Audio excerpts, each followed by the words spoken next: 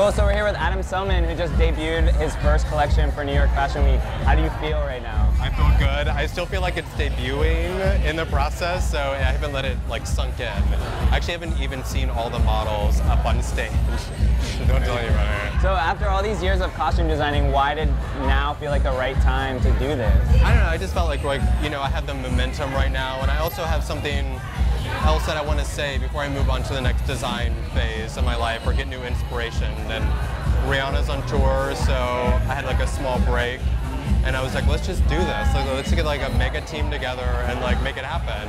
What has that all been like for you? Just sort of seeing that spotlight and seeing your clothes on sort of the biggest stage in the world, kind of. And the most beautiful body in the world. I mean, she's really put me in the forefront of her fashion, and working with Mel Ottenberg, her stylist, has just been a huge thing for me, and I've learned so much. So it's a real blessing, and not many designers get that opportunity. What has she taught you about clothing that you brought here today? I think she definitely gave me a more specific point of view and helped me develop my own point of view. I'm super into easy dressing and keeping it fun and playful, and she's really helped push me and also just make sure that my direction has been right.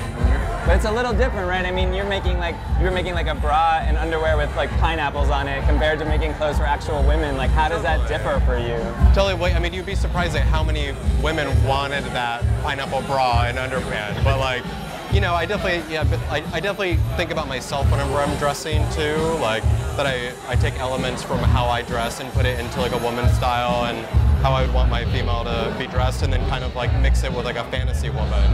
Yeah. So it's just kind of a mixed bag of tricks, and it comes out really well. Totally, and actually the color palette's pretty subdued for this collection. Was that intentional? You just sort of wanted something kind of... It wasn't super intentional. I just felt those were kind of what I responded to, and I'm not afraid of color or print, but I definitely wanted for my first collection for it to just be easy and kind of develop into what it is now. So, and I thought black and midnight blue was super expensive looking, so I just kind of ran with that. Totally. What's the material? Is it a satin or a silk? It's a silk charmeuse, and yeah, it was a bitch to sew.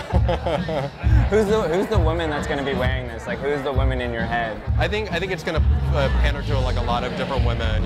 Hopefully some people will respond to the bathing suit more aspect mixed with the lingerie kind of roby vibes, and then other people might respond to that more utilitarian, hockey jersey, denim jacket sort of vibe. So hopefully a couple different women, I guess we'll find out. And you must have had Rihanna a little in your head when you were designing as wearing these clothes, right? I mean, I definitely wasn't I'm going to design this for Rihanna like I usually do, but I definitely think she'll like a lot of it, and I hope she will. Yeah. And I have to ask you, just as a personal geek, what's been the favorite thing you've ever designed for Riri on stage? I don't know. That actually it changes all the time.